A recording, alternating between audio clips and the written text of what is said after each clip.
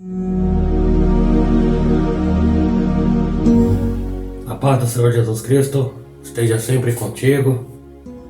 Que Deus te abençoe, meu irmão e minha irmã.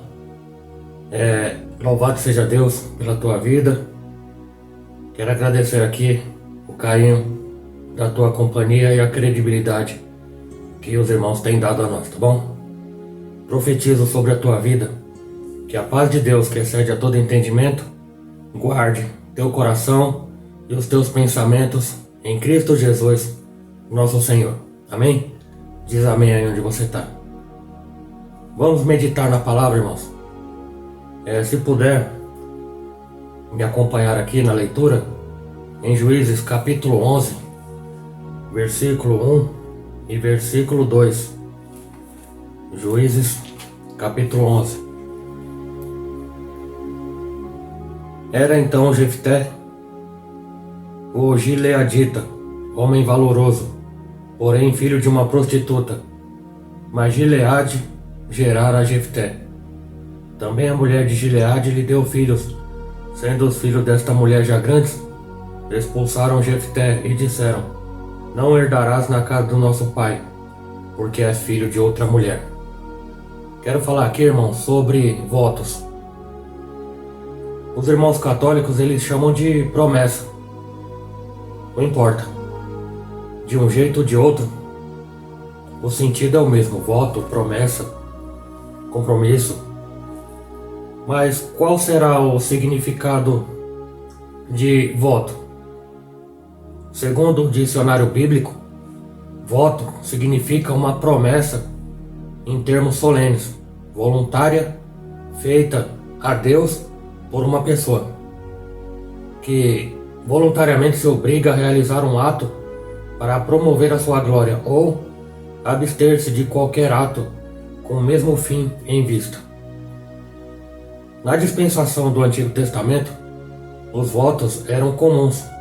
Está lá em Números capítulo 30.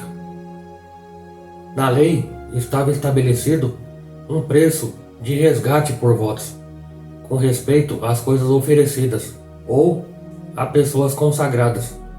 Levítico capítulo 27. Todavia, supõem alguns que este dinheiro devia ser pago em adição à oferta da pessoa, como visível declaração de que havia sido consagrada a Deus, conforme Gênesis 28, Juízes 11:30 e 1 Samuel capítulo 1, versículo 11. Havia também, irmãos, votos voluntários, Deuteronômio 23, Eclesiastes 5:5 e Atos 5. E também os votos obrigatórios, Números capítulo 30. E havendo também algumas exceções em Números capítulo 30. A violação dos votos no Antigo Testamento era castigado, 1 Samuel 1:24. Não, 1:24 isso. Certos votos particulares, irmãos, descritos no Antigo Testamento, foram os de Jacó, Jefté, mãe de Mica, Ana, Eucana, dos marinheiros e de Jonas. E em Atos 18 e 21:23, temos provas de certas determinações acerca dos votos no tempo dos apóstolos. Amém? Então, irmão, vamos à história na qual nós lemos aqui Jefté. Jefté era um homem, era um dos 10 juízes. 10 juízes não, um dos juízes do período caótico na terra de Israel. Não havia rei em Israel, porém cada um fazia o que parecia bom aos seus olhos. Por quê? Porque não havia rei. Vivia em Gileade, sendo membro da tribo de Manassés, Jefté. A história de Jefté é curiosa, controversa e ao mesmo tempo não conclusiva. Ele nasceu e viveu num contexto familiar desorganizado. Sua mãe, como diz a palavra, era uma prostituta. Seu pai tinha muitos filhos de outros relacionamentos. Assim, Jefté, em todo e qualquer contexto histórico, diante da sua origem e consequências familiares, seria fadado ao insucesso diante das suas circunstâncias. Alguém lançado à marginalidade, sem pai, sem mãe, sem irmãos e sem lar, tendo que vencer os traumas para se posicionar de forma relevante à sociedade. O que acontece a Jefté após ser expulso de casa? A Bíblia diz que ele foi habitar na terra de Tobi. Junto com homens levianos ele viveu. Se meteu, vamos dizer, com más companhias. Mas a facilidade de adaptação de Jefté demonstra que ele tinha a capacidade de liderança. Então, como a Bíblia diz, Jefté era valente, valoroso e líder, cheio de qualidades, com um contexto de dificuldades. Quantas pessoas hoje talvez não se identificam com Jefté? Ele precisaria não chorar o abandono e a desgraça familiar, mas investir esforços para ser feliz através daquilo que lhe era próprio: a liderança, a força e o valor. A história, irmãos, demonstra um homem motivado e disposto a vencer, tanto que chama a atenção dos anciãos daquela nação de Israel. Em um momento crítico da nação, ele foi lembrado e também foi solicitado. Lembraram dele na hora da dificuldade. Olha que coisa. A palavra de Deus diz assim: volte para Gileade, venha ser conosco para combater contra os filhos de Amon e seja cabeça sobre nós, ou seja, seja líder sobre nós. Para quem não desanima e não se entrega à má sorte, chegará esse momento de relacionamento e vitória. E foi o que aconteceu com o Jefté. O Jefté valoroso era maior que a sua história natural de desamparo familiar. E essa é uma lição para nós. Tem semelhança com sair de trás das malhadas, deixar o anonimato, ser exaltado por ter nascido humilhado, mas não passar a vida lamentando. O destino empurrava Jefté para o caos. Ele, porém, prevalecia pela coragem e a vontade de ser feliz. Eu te pergunto, você tem vontade de ser feliz? Em Juízes 11, 29, diz: então o Espírito do Senhor se apossou de Jefté. Ele atravessou Gileade e Manassés e passou por Mispá de Gileade, e daí avançou contra os amonitas.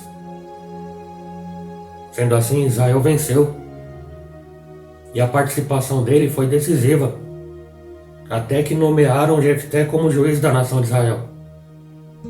Julgou Israel por 6 anos, sendo sepultado depois da morte na cidade de Gileade. E Jefté, irmãos, cujo nome significa Deus abre, entra para o rol dos juízes de modo louvável. Deus, de fato, abriu o caminho e deu oportunidades a esse guerreiro, que soube ser um diplomata e também um militar. Antes de partir, irmão, para a luta armada, ele tentou dialogar com as nações inimigas, propondo um acordo. Veja só, quem diria alguém tratado com tanto desdém soubesse tratar os outros de forma tão complacente? O diferencial de Jefté. Então a história deste homem pode nos ensinar muito. Agora, também conhecido a história de Jefté, algo tanto quanto intrigante e controverso na vida deste homem. Não se sabe certo como tudo aconteceu, porque a narrativa aqui não dá muitos detalhes, né? E por mais que seja motivo aí de debates, de especulações, ninguém conseguiu decifrar o fato do porquê aconteceu vamos dizer, uma catástrofe na volta aí da batalha. E esse acontecimento faz com que esse homem seja lembrado, infelizmente, como um homem imprudente e apressado. Aí que entra o tema. Ele fez um voto ao Senhor. Diz a Bíblia que se totalmente deres os filhos de Amon na minha mão, aquilo que sai da minha porta, da porta da minha casa, e sairá ao meu encontro, voltando eu dos filhos de Amon em paz, isso que sair de lá da minha porta será do Senhor em holocausto. Juízes 11:31. Você entendeu?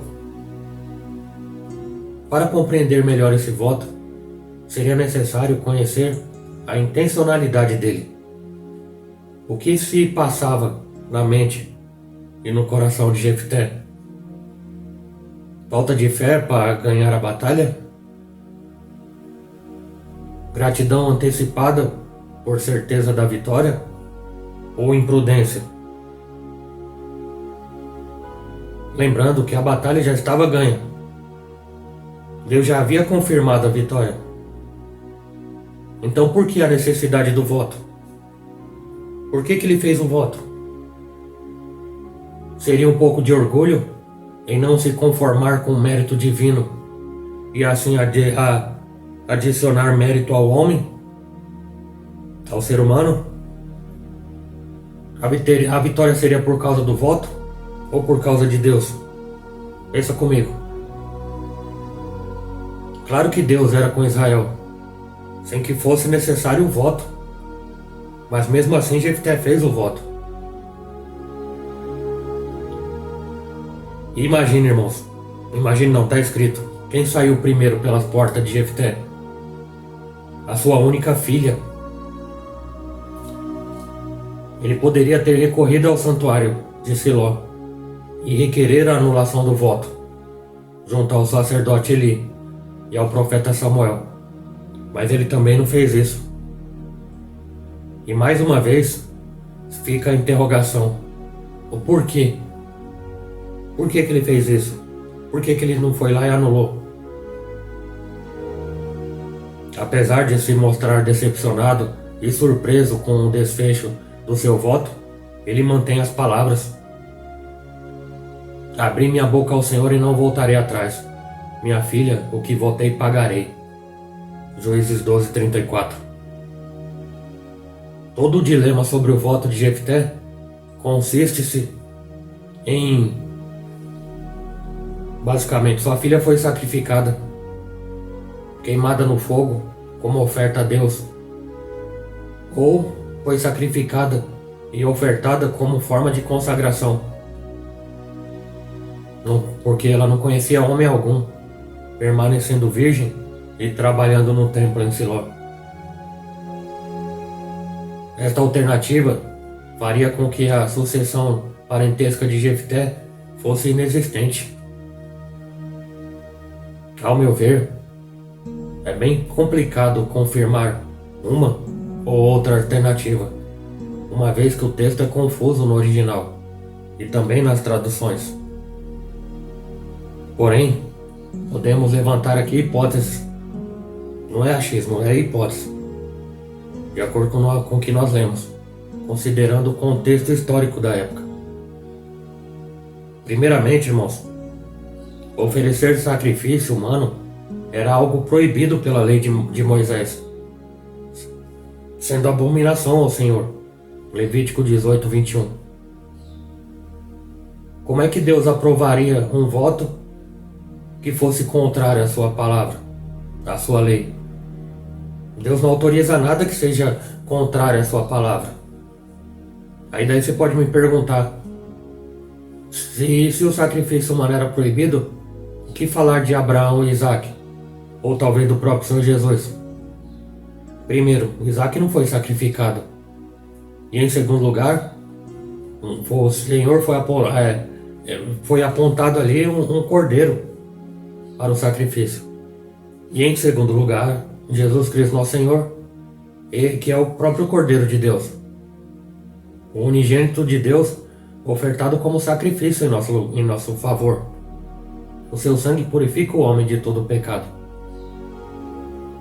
E absolutamente dentro do contexto prometido por toda a Escritura, não foi um sacrifício humano, foi divino em favor dos humanos. Hebreus capítulo 9. que trata a respeito do Senhor. Mas o que intriga mesmo é que a palavra usada para o holocausto no voto de Jefté literalmente significa olá em hebraico. Obra queimada, oferta queimada, aliás. A filha ofertada para o serviço no templo. Todos prefeririam que a história de Jefté não terminasse de forma tão trágica e triste.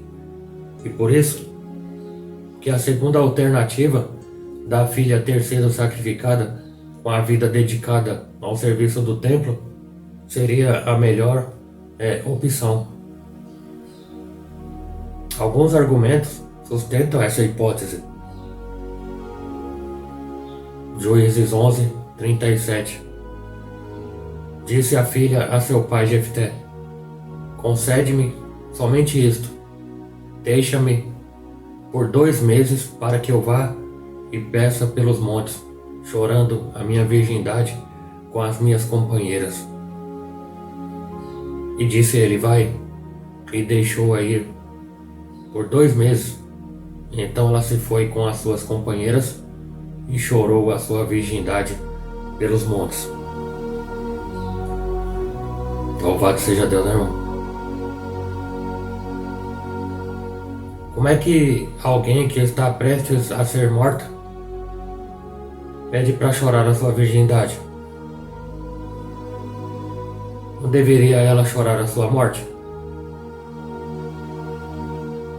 De que serviria a virgindade de um morto? Chorar a virgindade seria uma forma de lamentar não ter conhecido o varão em sua vida. Varão que biblicamente significa homem.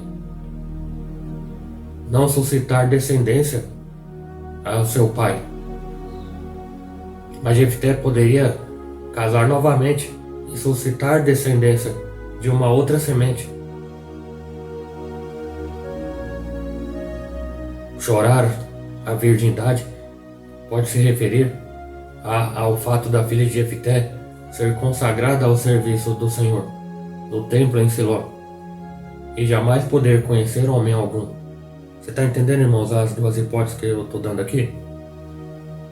Teólogos, porém, afirmam que isso não procede, uma vez que o texto bíblico é enfático ao afirmar: saíam as moças durante 4 dias e todos os anos para celebrar a memória da filha de Jefté, o gileadita. E só se celebra a memória de uma pessoa que já morreu. Esse assunto, irmãos, é problemático, é instigante. A palavra celebrar aparece em algumas traduções como lamentar. Sendo assim, de ano em ano, por 4 dias, as moças virgens de Gileade celebram e lamentam a filha de Jefté. A realidade, irmãos, é que existem muitas especulações sobre o desfecho do voto de Jefté. E também há muitas especulações sobre o destino da filha dele. Mas vamos levar esse caso conosco como um daqueles grandes mistérios que só vai ser revelado por Deus naquele dia. Só lá que a gente vai saber. Talvez ainda por cima. Então, irmãos, muito temos que aprender com a vida deste homem aqui, que saiu de uma vida repleta de dramas familiares para reinar sobre um povo, mesmo o povo que o havia rejeitado. Jefté não se opôs a defender aqueles que ofenderam ele. Ele venceu as suas limitações e prosseguiu como um guerreiro valoroso. Mesmo sendo, irmãos, um homem vitorioso, em quem habitava o Espírito de Deus, ele cometeu um grave erro ao fazer um precipitado e imprudente voto. Voto esse que nós não estamos isentos também de errar esse erro. Ele contava que um animal saísse primeiro da porta de sua casa, uma vez que na antiga Palestina a maioria das casas tinha um celeiro à parte. E as pessoas se acomodavam no andar de cima Isso nos leva a crer que ele esperava que saísse um animal de lá e não a própria filha. Mas Jefté, mesmo sendo um estrategista militar, ele não mediu as possibilidades. Grande lição para nós. Medir as possibilidades e, por que não dizer, medir as consequências também. Devemos sempre, sempre reconhecer as nossas limitações e confiar no Senhor para vencermos os inimigos. O rei Davi, ele sempre confessava: o Senhor é minha rocha, a minha fortaleza e o meu libertador, o meu Deus, o meu rochedo, em quem eu me refugio. Ele é o maior escudo e o poder que me salva. É a minha torre. Salmo 18. O voto de Jefté, podemos dizer que foi como uma loteria, um jogo de roleta russa. E isso não agrada ao Senhor. Nossos votos, irmãos, devem ser segundo a palavra de Deus, sobre aquilo que podemos cumprir e que sabemos que não ferirá a Deus, a nós e ao nosso próximo, e não será contrário à sua palavra. Aí alguém pode me perguntar: pastor, fiz um voto e não consegui pagar, não consegui cumprir. De fato, a Bíblia orienta que não devemos fazer voto e não cumprir. Não seja precipitado de lábios, nem apressado no coração em fazer promessa diante de Deus. Deus está no céu e você está na terra. Por isso, sejam poucas as suas palavras. Eclesiastes capítulo 5, versículo 2. O próprio Senhor Jesus nos ensinou a não jurar. Mateus 5, 33 e 37. Porém, se foi feito algum juramento precipitado, ou se o cumprimento do mesmo não seja de nenhum benefício, é necessário se arrepender, confessar o pecado e seguir-nos no caminho do Senhor. Pronto, só isso.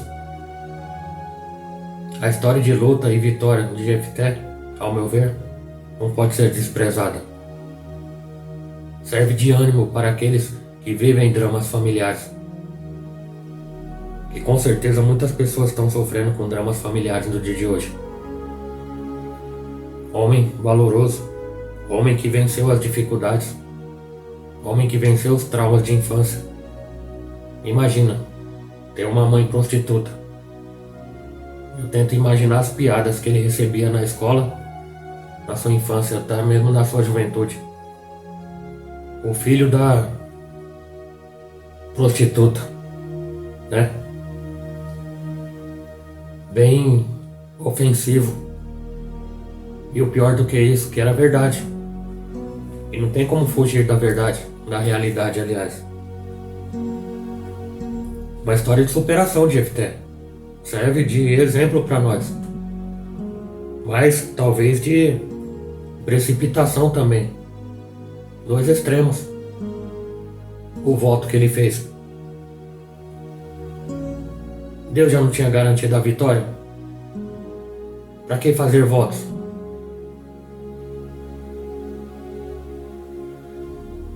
Tem coisas que não são necessárias. Nossa confiança está no Senhor. Se Ele disse, Ele não vai fazer. Nós fazemos a nossa parte. Eu lembro, irmãos, uma vez eu congregava numa igreja, que hoje ele é amigo meu, pastor lá no Brás, aqui no centro de São Paulo.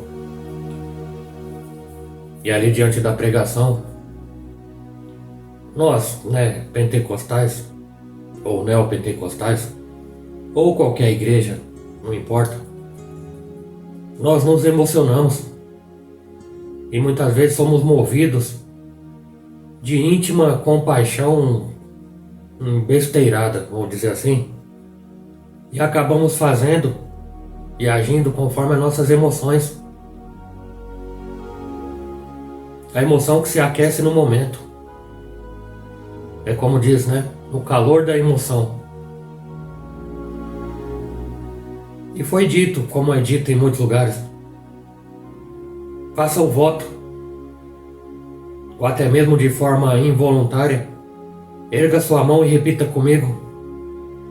Toma cuidado, meu irmão, toma cuidado, minha irmã, porque eu caí nessa. Foi logo no começo da minha caminhada. Estou confessando aqui sem problema, porque eu creio que meu testemunho pode servir para você. Erga sua mão, irmão, repita comigo. Aí ele disse lá as palavras e eu fui repetindo.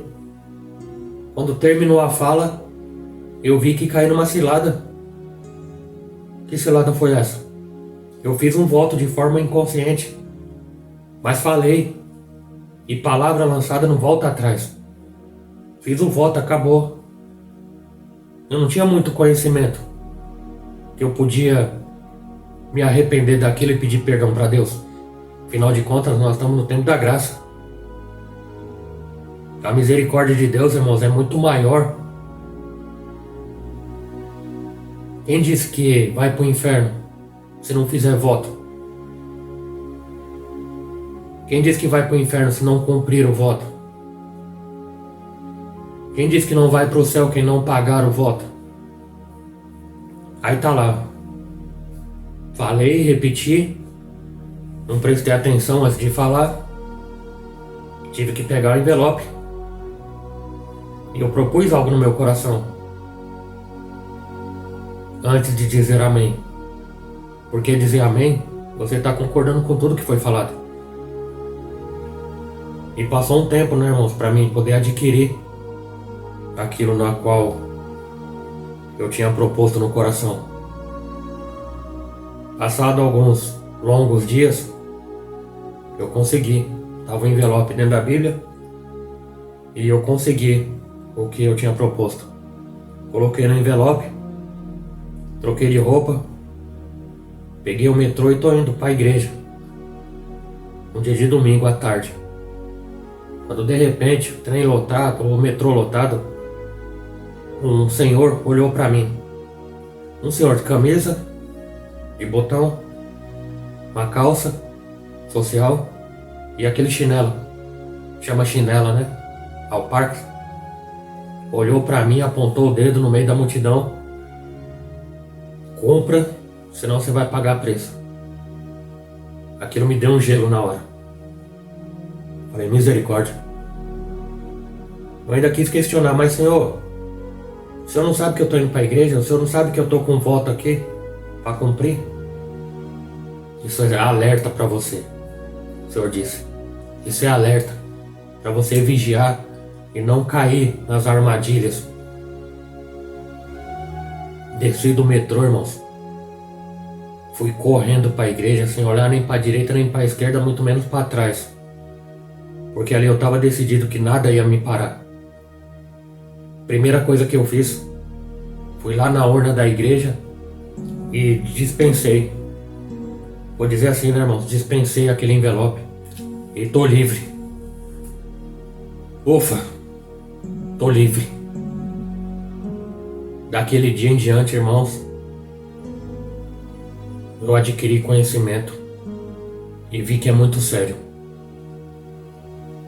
Pedi perdão para Deus e voto hoje ou na eleição para presidente, governador, prefeito, ou numa hora aí que talvez minha fé esteja meio balançada assim, eu fazer alguma coisa, né, irmão? Mas negócio de pegar tudo que é envelope por aí, negativo.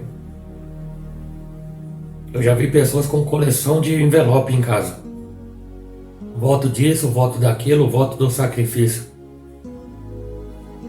É engraçado que as pessoas não fazem campanha de conversão. A gente não vê campanha de arrependimento.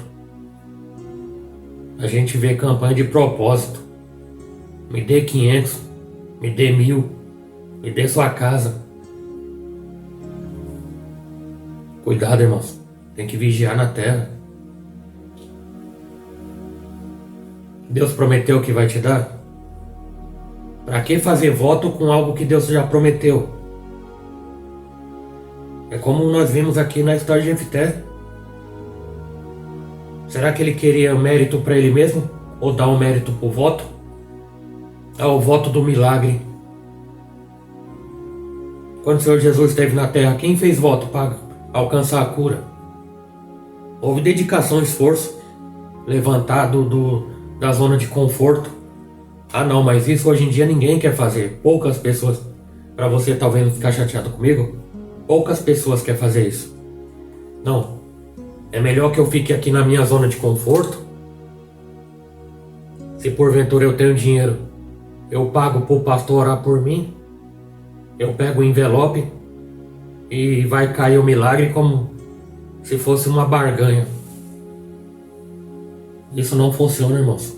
E pior do que isso, desagrada ao Senhor.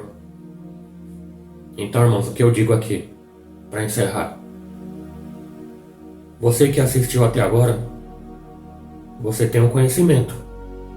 Eu já te dei a direção aqui. Quer dizer, Deus deu através da minha vida. Preste atenção no que você promete. Você católico. Cuidado com as promessas. Você, crente, cuidado com os votos. Não faça no calor da emoção. Nossa emoção muitas vezes fala mais alto. E nós tomamos atitudes impensadas, sem medir as consequências. Então, a partir desse momento você já tem um conhecimento. Ah, pastor, mas eu já fiz um voto. Você vai cumprir? Qual situação você se encontrava quando você fez o voto? Você tinha conhecimento da palavra? Você era um cristão? Ou talvez você não caiu no calor da emoção? Ou talvez Deus não tinha falado ao seu ouvido que Ele entregaria a bênção que você tanto deseja? Se for esse caso, irmão ou irmã, peça perdão para Deus. Explique para Ele o que aconteceu. Ele já sabe. Mas Ele quer que você fale em oração. Senhor, eu fiz isso sem pensar. Deus conhece o coração, minha irmã. Deus conhece o coração. A palavra de Deus diz: aquele que confessa o pecado e deixa, alcança a misericórdia. Mais uma vez eu digo, a misericórdia de Deus é muito maior do que o nosso besterol. Muitas coisas, irmãos, que a palavra mais suave que eu posso usar aqui é besteira. A palavra besteira. Da religiosidade, de doutrinas e obrigatoriedade. Outro dia, irmãos, lembrei aqui, um irmão ouvindo uma rádio.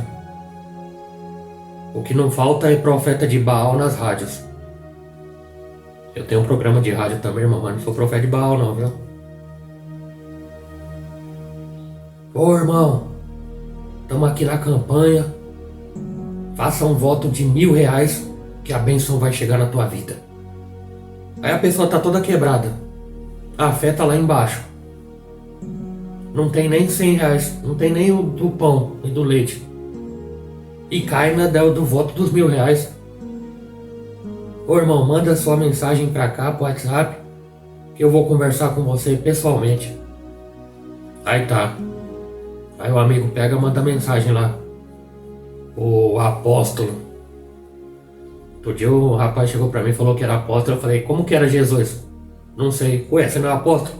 Você não andava com Jesus? Mas tudo bem, né? Aí descobri que chegou a informação pra mim. Descobri que ele tinha uma mensagem já escrita, editada. Ele copiava e colava para todos os contatos que enviava mensagem para ele. Ele nunca usava o nome, porque não dava tempo. Agora você imagina, irmãos, R$ 1.000 de cada ouvinte para comprar a bênção. É muito conveniente, é muito fácil, isso não pode ser. Eu não acredito nisso. Eu não tenho fé para isso, pronto. Essa é a palavra, eu não tenho fé para isso. Para ser enganado? Ô, irmão, veja bem, quem vai dar conta é ele, irmão. Eu tenho um cérebro. Uma coisa é ser enganado, outra coisa é deixar ser enganado. Ô, apóstolo, Eu não tenho R$ 1.000, pode ser 500, pode. Você acha que o lobo devorador vai dispensar? A ovelha gorda ele tira toda a gordura. A ovelha cheia de lã ele vai tirar toda a lã. Se tiver metade da lã crescida, ele vai tirar metade da lã crescida. E foi o que aconteceu. Jogou fora R$ 500. Para não dizer jogou fora, deu para ele talvez encher o tanque da BMW dele. Pois é. Faça o sacrifício. Umas coisas, irmão, que são vergonha. E você não precisa cair nisso. Porque você é inteligente, cara. Você é inteligente. Toma posse. Deus já te deu inteligência, já. Por que não usa? Sacrifício. Para um rico não é sacrifício tirar a mão do bolso e dar R$ 1.000.000. Sacrifício para ele é sair da zona de conforto. É ir orar. Em vez de dar R$ 1.000 pro pastor, por que não vai orar? Por que não acorda de madrugada? Por que não obedece a Deus? Quer sacrifício? Para de fumar. Quer sacrifício? Para de beber. Faz sacrifício com o Senhor, faz voto com o Senhor. Senhor, eu vou parar de beber. Se vira, se prometer. Eu não estou falando para você prometer isso. Mas se prometer tem que se esforçar e não fazer mais, não. Isso é sacrifício. De obediência. Ah não, mas eu tenho que manter o templo. Eu tenho que manter o elefante branco lá. Que pós-pandemia a gente sabe como tá, né? Que não precisa eu falar aqui. Sustentar a vaidade de homens e mulheres que tira de quem não tem. Cuidado, irmão, para não fazer esse tipo de voto. Você promete para Deus. Muitos que não conhecem a verdade. Aí fica fazendo sem conhecer. Mas não busca conhecimento. É Deus conhece? É Deus conhece. Mas cada um de nós vai dar conta. Vai dar conta, irmão. Tá aí, né? Tá aí o conhecimento disponível. Quem quer, quer. Quem não quer, não quer. Há poucos instantes, irmão, tava aqui. Liguei a televisão para ver o noticiário, ver o que acontece no mundo. E me deparei com um canal católico. Eu fui católico muitos anos da minha vida. Eu tava dando glória a Deus pelos católicos ali, irmãos. Os crentes quiserem achar ruim comigo, acha. Católico pregando mais do que os crentes. O padre. O padre pregou 40 minutos. Tem igreja por aí que nem pregação tem. E outra, irmão. Igreja que não tem pregação, Jesus não está nela. Se não tem a palavra, onde Jesus está nisso? Alguns canais por aí que não tem palavra, só tem falação da vida dos outros. Eu tô falando aqui de coisa de crente. Aí que tá o problema, os crentes. Eu quero te falar uma coisa, meu irmão. Muitas coisas que têm acontecido aí em muitos lugares não é culpa de Deus. A culpa é nossa. Nossa, sim. Eu como pastor e padres e quem for reverendos aí por aí. Muitas coisas que acontecem pela nossa própria imprudência. Insensatez. Jesus não tem nada com isso. Mas por que eu tô falando isso? Volte pro Senhor. Busca e procura uma igreja, irmão. Uma igreja séria. Ô pastor Fábio, onde o senhor congrega? Busca uma igreja, irmão. Ore a Deus e busca uma igreja séria para você poder congregar. Que a Bíblia diz, congregais. E a Bíblia também diz, ó quão bom e suave que os irmãos estejam em união. Congregue, vai adorar a Deus, vai aprender mais da Bíblia, ouvir pregações. E na medida do possível e da disponibilidade, assista aqui os vídeos do pastor Fábio, da missionária Fátima, tá bom? Desejo mais uma vez que Deus te abençoe, que Deus te guarde, que Deus te proteja. Que o grande amor de Deus, a graça do Senhor Jesus Cristo, e a doce consolação do Espírito Santo esteja sempre convosco, não somente hoje, mas para todo sempre. Quem crer diz, amém. Se Deus é por nós, quem será contra nós? Operando Deus, quem impedirá? Deus abençoe, em nome do Senhor Jesus.